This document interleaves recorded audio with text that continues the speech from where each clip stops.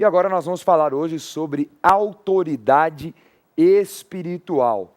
Encerrando aí esse ciclo maravilhoso de entendimento dos princípios do mundo espiritual. Ao longo das últimas semanas, nós estamos estudando cada um destes princípios. E nós vamos falar agora nas próximas aulas sobre autoridade espiritual. Começando a aula de hoje, vamos definir autoridade. Autoridade significa poder legítimo, qualidade de ser desimpedido para agir, possuir, controlar, usar ou dispor de alguém ou alguma coisa. Autoridade também é o direito ou poder de mandar, sendo que o indivíduo representa poder para exercer influência sobre outros. A palavra autoridade aparece 99 vezes na Bíblia, sendo que Deus é a fonte de autoridade espiritual e é a autoridade suprema. Então você viu aí o significado de autoridade, aquilo que é o natural, aquilo que você sabe que serve para tanto situações espirituais como humanas. Então a autoridade, sim, ela é delegada e ela tem poder, ela tem uma habilitação, ela tem autorização para dominar sobre uma situação ou sobre um grupo de pessoas. E toda autoridade que existe, sendo terrena ou espiritual, ela vem de Deus. Deus institui as autoridades. Vamos ler Hebreus capítulo 1, que fala sobre a autoridade conferida a Deus, a autoridade suprema, ou seja, sobre todas as coisas. Vamos lá, Hebreus 1, versículos 1 a 4. Havendo Deus outrora falado, muitas vezes e de muitas maneiras, aos pais, pelos profetas, nestes últimos dias, nos falou pelo Filho, a quem constituiu herdeiro de todas as coisas, pelo qual também fez o universo. Ele que é o resplendor da glória e a expressão exata do seu ser, sustentando todas as coisas pela palavra do seu poder. Depois de ter feito a purificação dos pecados, assentou-se à direita da majestade, nas alturas, tendo se tornado tão superior aos anjos, quanto herdou o mais excelente nome do que eles. Então é interessante como o livro de Hebreus, que é uma carta dirigida aos hebreus convertidos, ela começa falando sobre a autoridade de Jesus. Jesus, o Filho de Deus, que recebeu autoridade a sentar à direita no trono celestial e que tem autoridade sobre todos os anjos e sobre todos os homens. É impressionante isso, por quê? Porque a cultura que havia naquela época já se opunha, já se opunha à autoridade de Jesus, e o livro já começa quebrando essa malignidade, sendo que Jesus veio ao mundo para que todo que nele crê não pereça, mas tenha a vida eterna. E é comum que os judeus naquela época tivessem uma certa resistência porque não reconheciam Jesus como Messias. Então o escritor de Hebreus já começa, batendo o pé na porta, já de sola falando, Jesus é a autoridade. Se vocês ainda não reconhecem, vocês precisam reconhecer, porque todo mundo celestial reconhece que Jesus é a autoridade sobre tudo. E a palavra autoridade no Novo Testamento, ela aparece na língua grega. Como aparece, Bispo G? Ela aparece como exousia. E é um poder que a pessoa tem autoridade, mas é um poder que se põe em prática. Então, inclusive aqui nos Hebreus, ele fala sobre a excelência do seu poder. E esse poder é o poder dinâmico, é o poder de movimento. Então não adianta a pessoa só ter autoridade, ela tem que exercê-la, porque a pessoa muitas vezes se inibe de exercer a autoridade e aquela autoridade está se esvaindo, porque ela é posta em prática. E é interessante nesse universo espiritual, porque a autoridade até no sentido também de governo. E a pergunta é, quem te governa? Quem tem autoridade sobre a tua vida? Deus ou Satanás?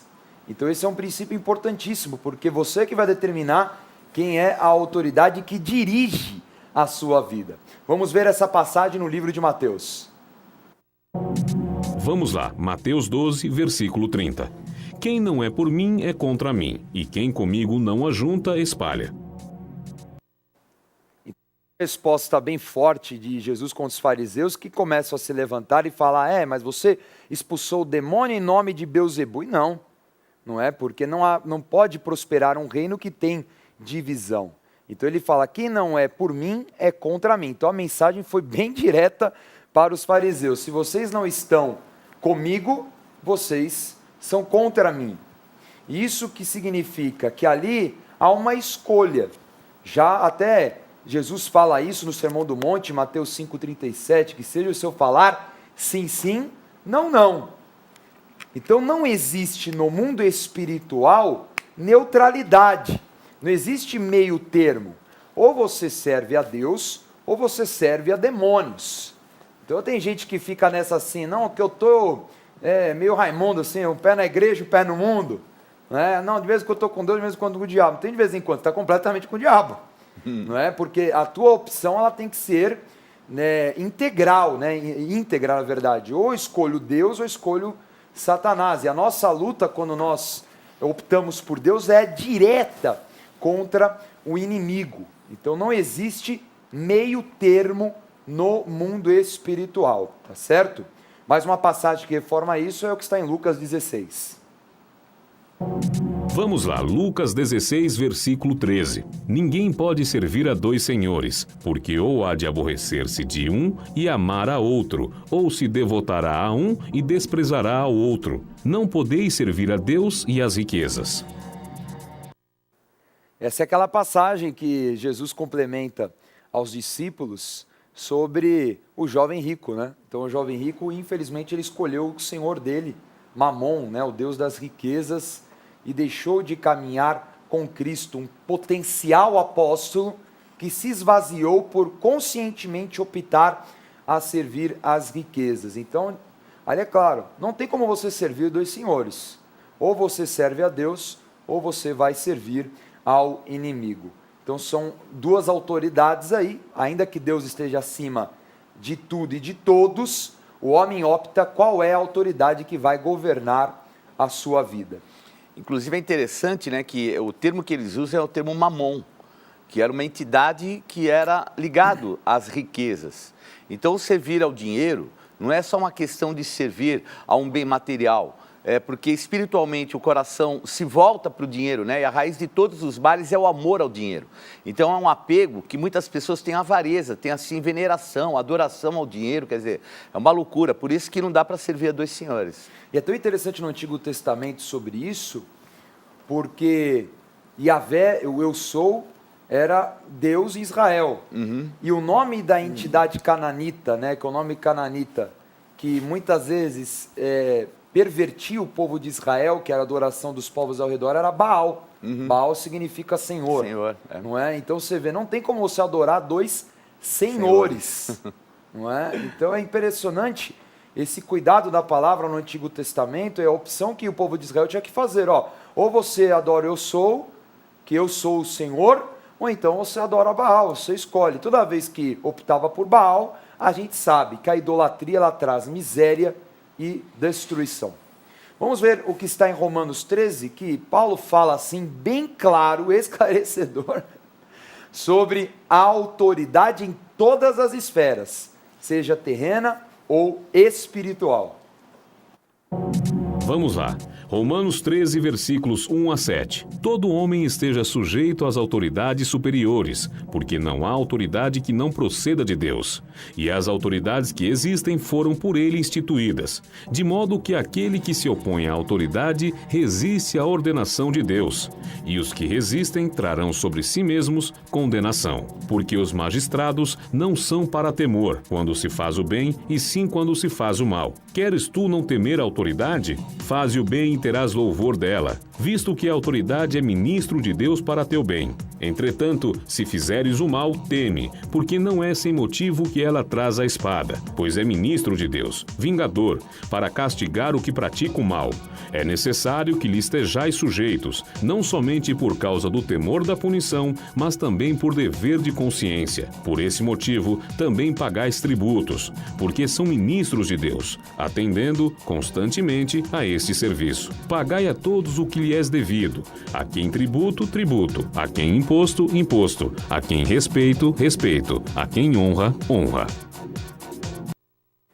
Essa é uma pequena exortação aí de Paulo aos Romanos, falando sobre autoridade. E aí estão 3 princípios espirituais sobre autoridade.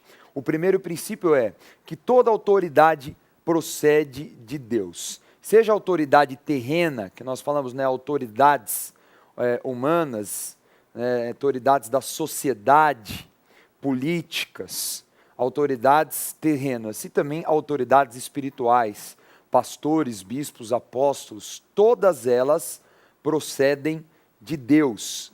Vontade de Deus, ainda que sejam do bem ou do mal, se ocupam essa esfera porque houve permissão. O segundo princípio é que quem resiste à autoridade traz sobre si mesmo condenação, que é a rebeldia. A rebeldia gera condenação. Por quê? Porque está alinhado ao terceiro princípio. Deus pedirá conta a toda autoridade pelas suas decisões. Então, não cabe àquele que está sujeito à autoridade julgá-la. Quem vai pedir conta é a autoridade superior a ela e também a Deus, que é superior a todas as autoridades. Então, você guarde teu coração, porque o juízo pertence ao Senhor, tá certo? Então esses são os 3 princípios que Paulo ensina aos romanos. Vamos ver Mateus 22, que Jesus trata sobre o princípio de autoridade terrena. Vamos lá. Vamos lá, Mateus 22, versículo 16 a 22. E enviaram-lhe discípulos, juntamente com os herodianos, para dizer-lhe: Mestre, sabemos que é verdadeiro que ensinas o caminho de Deus, de acordo com a verdade, sem importares com quem quer que seja. Porque não olhas a aparência dos homens. Dize-nos, pois, que te parece? É lícito pagar tributo a César ou não? Jesus, porém, conhecendo-lhes a malícia, respondeu: Por que me experimentais, hipócritas? Mostrai-me a moeda do tributo. Trouxeram-lhe um denário. E ele lhes perguntou: De quem é esta efígie e inscrição? Responderam: De César. Então lhes disse: Dai, pois, a César o que é de César, e a Deus o que é de Deus. Ouvindo isto, se admiraram e, deixando-o, foram-se. Pois é, hein? Palavra duríssima, né? Acharam que iam pegar Jesus no pulo, mas Jesus respeitava as autoridades que foram instituídas por Deus na terra. Inclusive, tem uma passagem super interessante que narra isso, que é quando ele fala com Pilatos. Nenhuma hora ele afronta diretamente, mas também ele não deixa, né, de mostrar também que ele tinha uma autoridade delegada. Então Jesus respeitava essa lei, que é uma lei universal, uma lei instituída por Deus. Então quando vem aí Jesus, paga ou não paga tributo, já que seu reino é o reino dos céus? É claro que paga. Inclusive, Pedrão, vai lá na boca do peixe lá, que você vai achar o denário para pagar. Aliás, o que é denário? O denário é uma moeda romana e ela representava assim praticamente um dia de trabalho de um homem braçal, era o dia inteiro de trabalho dele. Então a gente vê aí essa analogia para a gente entender o quanto que era importante o dia inteiro de trabalho. Porque o dar a César o que é de César e dar a Deus o que é de Deus, o que ocorre ali é que aquilo que era de Deus não era para ser dado também para César, né? Nós temos que ter consciência espiritual disso também. Interessante. Porque o que ocorre é que às vezes as pessoas ficam tão afoitas em ser justas demais e de repente ferem princípios até espirituais. A gente tem que ter um pouquinho de coerência, né? Porque nós não vamos dar o que é de Deus para César. Então, que a recíproca é equivalente. E Jesus mostrou isso. Falou, ó, Pedro, nós não vamos tirar aqui daquilo que é da obra do Senhor, do nosso ministério. Vai e pega um peixe. E Pedro, que era pescador, vai e tira aquilo que era de César. Obviamente, Deus o abençoou para que ele pudesse, né? Jesus fez o milagre ali para que ele retirasse da boca do peixe aquilo que era de César. Mas aquilo que era do Senhor não podia ser dado de maneira nenhuma, né? Porque seria muito fácil. Ó, pega um pouco aí do valor que nós temos aqui da nossa obra, ou a porcentagem para a gente entregar, mas para César, nada do que é de Deus. Maravilha. E até como curiosidade, né, a palavra denário depois vai dar origem, que a palavra latina denário vai dar origem à palavra dinheiro. Não é? Dinheiro, né? Vem daí, a moeda romana, o denário romano no caso. Vamos definir agora a delegação, porque toda autoridade ela vem por delegação. Vamos lá. A autoridade é poder delegado, ou seja, é dado por alguém que tem mais autoridade.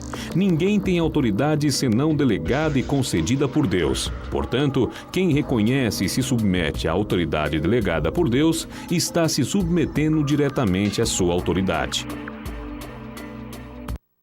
Então, se Deus estabeleceu as autoridades, quando nós obedecemos à autoridade, por consequência, nós estamos também obedecendo a Deus. E é uma palavra muito interessante aí, que é a palavra submissão. O que é a palavra submissão, Bispo G? É a palavra ripotage, que quer dizer obediência, sujeição, quer dizer, se submeter à autoridade que está sobre nós. E isso é um dever espiritual, né? Porque às vezes as pessoas, elas não conseguem interpretar aquilo que é essa submissão, e nós temos um exemplo muito clássico, é da mulher em relação ao marido. De repente o marido é um ímpio e fala assim, você não vai na igreja. Aí ela tem que ser submissa a esse marido. A Bíblia fala que nós temos que ser submissos, obviamente, às autoridades nossas em submissão a Deus. Então, esse link a Deus é muito importante. Então, a mulher que tem submissão, ela tem que ter submissão ao marido, mas também nas coisas concernentes a Deus. Sim. Porque muitas vezes o marido ímpio lança alguma coisa totalmente indevida. Então, melhor agradar a Deus do que aos homens. Isso é muito polêmico.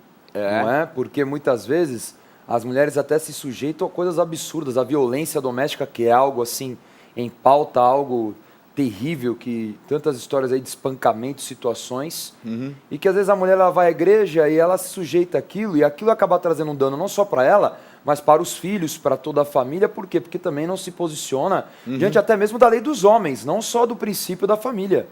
E o termo submissão é estar debaixo de uma missão. Então, é interessante o que você está colocando, porque o machismo é uma coisa do Éden, né? Da queda do Éden. Então, o governo do homem sobre a mulher é maldição do Éden. O governo viria por maldição. Mas a submissão da mulher ao homem é maravilhosa, porque ela é algo espiritual. Agora, o homem tem que ter a sua missão. Ele não pode ser simplesmente um machista, um governante, uma pessoa que vem, coloca um tacão sobre a mulher e não tem uma vida com Deus, né? Ele tem que ser, inclusive, um referencial espiritual. Vamos ver aí sobre autoridade delegada, alguns exemplos, começando pelo Antigo Testamento. Nós vamos falar de 3 esferas de autoridade, começando com o sacerdócio. Vamos ler em Levítico 21. Vamos lá, Levítico 21, versículos 10 a 12. O sumo sacerdote entre seus irmãos, sobre cuja cabeça foi derramado o óleo da unção, e que for consagrado para vestir as vestes sagradas, não desgrenhará os cabelos, nem rasgará as suas vestes. Não se chegará a cadáver algum, nem se contaminará por causa de seu pai ou de sua mãe. Não sairá do santuário, nem profanará o santuário do seu Deus, pois a consagração do óleo da unção do seu Deus está sobre ele. Eu sou o Senhor. Então aí o sacerdote é uma esfera de autoridade, autoridade delegada para presidir, preparar, né, administrar os cultos a Deus. Então ali houve uma tribo escolhida, que é a tribo de Levi, e aí a família na época, a primeira família, a família de Arão, né, o bordão de Arão que floresceu, e foi delegada a ele a autoridade para que ele prestasse o culto e administrasse tudo que estava relacionado à casa de Deus, isso durante todo o Antigo Testamento. E a autoridade maior dos sacerdotes, dos levitas, era o sumo sacerdote, né? O sacerdote mais alto, mais importante, né? Engraçado que no inglês é o high priest, né? Então, é o sacerdote que tem a maior autoridade. E como é que aparece essa figura, essa palavra, Bispo G? A palavra sumo sacerdote é Cohen Gadol. Então, Cohen é sacerdote, Gadol é o máximo. Então, é aquele que está no mais alto nível de sacerdócio. E esse era o termo usado, Gadol, né? Todo mundo já ouviu falar esse nome, Gadol, né? Porque é elevado, é alto, vamos dizer assim, esse significado. E está aí o sumo sacerdote, você vê a figura daquele que tinha essa, entre aspas, supremacia como que intercedia diante de Deus pelos homens. Vamos abrir a imagem aqui do sacerdote para nós vermos aí. É interessante, até mesmo o traje o diferenciava, né, Bispo G? Então a gente vê assim, desde a cabeça, né, cada um dos elementos, o tipo de tecido, não é? Ali o peitoral, né, com as 12 pedras preciosas. É impressionante o detalhe que o diferenciava, né? É verdade. E ali nesse peitoral formava uma espécie de uma bolsa, onde ele consultava o Senhor, era o chamado Urim e Tumim. Era tipo um sim ou não, que eram duas pedras que eram colocadas e buscava a resposta de Deus, e ele tirava desse peitoral a resposta que viria do Senhor, Urim e Tumim. Muito bem, então essa é a imagem do sumo sacerdote. Vamos ver agora mais duas esferas de autoridade do Antigo Testamento, 1 Reis 19. Vamos lá, 1 Reis 19, versículos 15 a 16. Disse o Senhor a Elias: vai, volta ao teu caminho para o deserto de Damasco, e em chegando lá, unge Azael, rei sobre a Síria. A Jeú, filho de Ninsi, ungirás rei sobre Israel, e também Eliseu, filho de Safate. De Abel-Meola, ungirás profeta em teu lugar. Então vemos a passagem aí de um comissionamento para Elias, ungir e estabelecer novas autoridades espirituais e terrenas. E é tão interessante, porque era um momento ali que a gente sabe que havia o domínio de Jezabel, né, de sua família, e Deus já estava estabelecendo um juízo, e um juízo que viria de uma autoridade inimiga e também de uma autoridade de dentro do próprio Israel.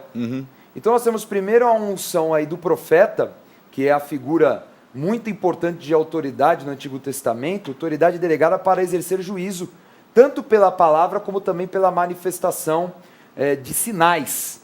Então nós vemos o próprio Elias, e Eliseu é essa figura, ainda que Deus fala, olha, o que passar na mão dos dois reis aí ainda vai sobrar para Eliseu, deixa que Eliseu vai fazer o juiz, vai terminar o serviço, não é?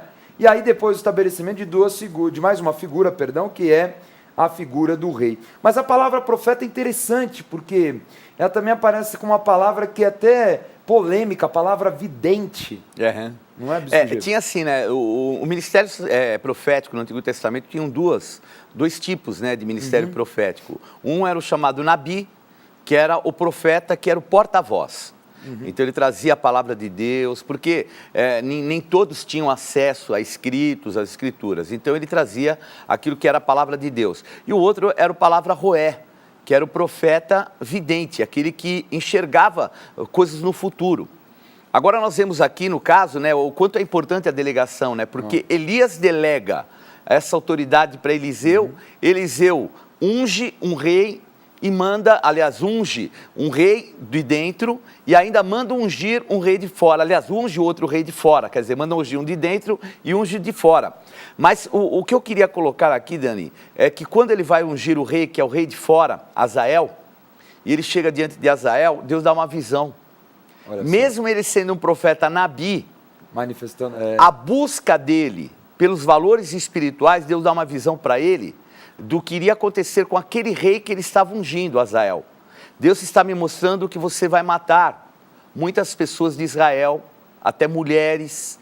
Então veja, algo duro para o profeta enxergar aquilo que seria um futuro e ele ainda ser o responsável pela unção daquele rei, que era um rei que viria para punir Israel pelo quê? Pelo fato de Israel sair fora da vontade de Deus. É impressionante até o comparativo de Elias e Eliseu, como Eliseu era emocionalmente mais estável, assim, mais assim, anos-luz do que Elias, porque imagina um momento desse, né, em vários momentos, a gente pode falar até em Dotã, quando os sírios mesmo, que eram os inimigos, o cercaram, como era um homem assim, estável, não é? Então, como profeta, ele tem que ter uma relação com Deus, assim, profundamente espiritual, né? A natureza terrena, como a própria palavra fala em Filipenses, né, ela está esvaziada, né, não tem ação nenhuma, a natureza da carne, é algo impressionante isso. É verdade, a gente percebe, ele era um pouco mais impetuoso para um lado e para o outro, né, também sujeito a um pouco mais assim, situações de depressão. Agora a gente percebe que já Eliseu não, é uma pessoa muito sólida, muito firme, mesmo no momento que ele está enfermo, ele vai ali, usa da autoridade de Deus profética, está enfermo da morte da enfermidade que o mataria, e ainda assim ele dá uma lição no rei, dá assim uma dura no rei e ainda dá elementos proféticos para o rei poder vencer as suas guerras. É impressionante, né? Uau! E a outra esfera que nós vimos aí, que é a esfera do rei mesmo, da autoridade delegada para exercer governo sobre o povo. Como falamos aí, Jeú, que seria a figura interna, esse sim, o executor de toda a família de Jezabel, inclusive da própria, não é? E Azael, numa paralela, que traria o juízo contra o povo, não é? Que acabou trazendo muitos danos a Israel por consequência ao pecado da família de Jezabel e a todos os reis que ali presidiam. E interessante, Dani, que nessa passagem é que assim, a arrogância que Jezabel tinha era terrível, né? Ela era daquela região de Tiro, Sidom, então o lugar de Lúcifer, entre aspas, né? Um referencial assim de Lúcifer. E Deus manda Elias manda Eliseu manda para ungir no lugar do marido dela, manda um discípulo dos profetas. Quer dizer, era assim, o último do último dos últimos. Era como mais ou menos assim, obviamente, estou fazendo assim uma brincadeira, mas era assim, era tipo aspirante que foi lá ungir um rei. E o rei Jeú, que era um capitão da guarda, quando ele fala que aquele menino derramou óleo sobre ele, na hora todos os capitães que estão ao redor falam assim, não, há rei sobre Israel. Então veja o que é submissão, o que é entender a autoridade espiritual. Porque na ótica dos reis ali, ainda eles brincaram, que é esse louco aí? Porque ele era um carequinha, tinha toda aquela característica, né, vamos dizer, entre aspas, religiosa da época. Mas quando eles viram que tinha derramado aquela unção, a unção que estava sobre aquele discípulo era a unção de Elias, sobre Eliseu e sobre o discípulo. Poder do envio, né? É. Impressionante. Falando em envio e autoridade delegada, para nós encerrarmos esse raciocínio, a história do filho do centurião, do servo do centurião que foi curado, não é? Vamos ver essa passagem que é impressionante, exatamente isso que o Bispo G está falando. Vamos lá, Mateus 8, versículos 5 a 13. Tendo Jesus entrado em Cafarnaum, apresentou-se-lhe um centurião implorando: Senhor, o meu criado jaz em casa, de cama paralítico, sofrendo horrivelmente. Jesus lhe disse: Eu irei curá-lo. Mas o centurião respondeu: Senhor, não sou digno de que entres em minha casa, mas apenas manda com uma palavra e o meu rapaz será curado. Pois também eu sou homem sujeito à autoridade. Tenho soldados às minhas ordens e digo a este: vai e ele vai, e a outro: vem e ele vem. E ao meu servo: faze isto e ele o faz. Ouvindo isso, admirou-se Jesus e disse aos que o seguiam: Em verdade vos digo que nem mesmo em Israel achei fé como esta. Digo-vos que muitos virão do Oriente e do Ocidente e tomarão lugares à mesa com Abraão, Isaque e Jacó no reino dos céus. Ao passo que os filhos do reino serão lançados para fora, nas trevas. Ali haverá choro e ranger de dentes. Então disse Jesus ao centurião: Vai-te, e seja feito conforme a tua fé. E naquela mesma hora, o servo foi curado. Eu acho que deve ter rolado num bochicho de canto ali no povo, fala assim: aê, discípulos, segurem essa aí. Falar que um romano tem fé maior que todo mundo em Israel foi forte. Jesus também falava algumas coisas assim, né? Tinham muitas viúvas em Israel, mas a que foi curada foi a de Sarepta, né? Então cara, por quê? Ali o entendimento do centurião sobre a autoridade, você vê um referencial terreno que era algo militar, porque a referência que ele tinha de autoridade é uma autoridade militar, e ele compreendia que no mundo espiritual se manifestava dessa forma, como algo militar, algo delegado. Ele falou: eu tenho autoridade sobre os meus servos, e eu tenho certeza que o Senhor é Deus, o Senhor tem autoridade sobre todos os demônios. Então era tão interessante a revelação que aquele centurião teve, né? Então ele acabou justificado e a manifestação da cura sem que Jesus não precisou ir até lá, até também que a casa dele deveria ser um baile daqueles, né? Agora, sabe um referencial muito interessante, Dani? É que ele fala assim: eu sou homem sujeito à autoridade. Ele não falou: eu exerço autoridade sobre os meus 100 soldados, né, um centurião. Ele falou: eu sou homem sujeito à autoridade. Então, o princípio espiritual que ele coloca, ele tinha entendimento o quanto era importante ele ser submisso. Porque para você exercer autoridade, você tem que ter submissão. É a base para você se habilitar a submissão para exercer.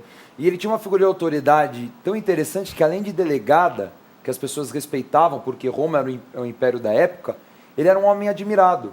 Isso tem uma autoridade eficiente e a autoridade por admiração, porque para judeu pedir para Jesus atender o desejo desse cara, é porque o cara era gente boa. Gente boa, não tenha nem dúvida. Construiu a sinagoga, né, para eles e tudo olha. mais. Impressionante. Dá pra gente lembrar até os alemães que vieram aí, né? Mas não vamos mudar de assunto. É melhor mudar de assunto, né?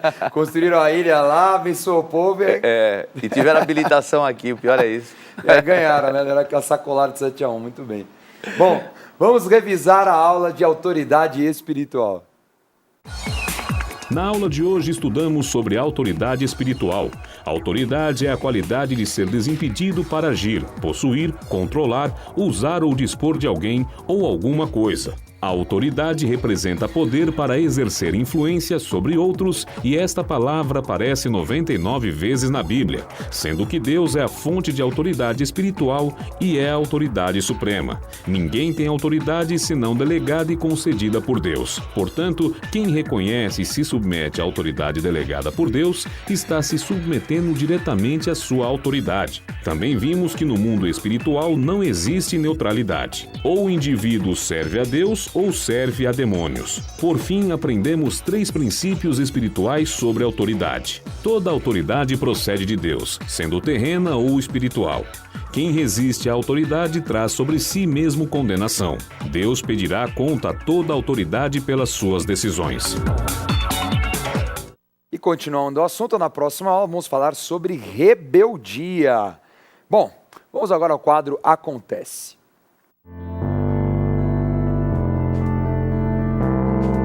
Não perca a oportunidade de se aperfeiçoar mais no conhecimento da Palavra de Deus e desenvolver seu ministério. Participe dos cursos do Centro de Estudos Apostólico. Para mais informações, acesse ceaapostólico.com.br ou entre em contato pelo telefone 11 3203 0641.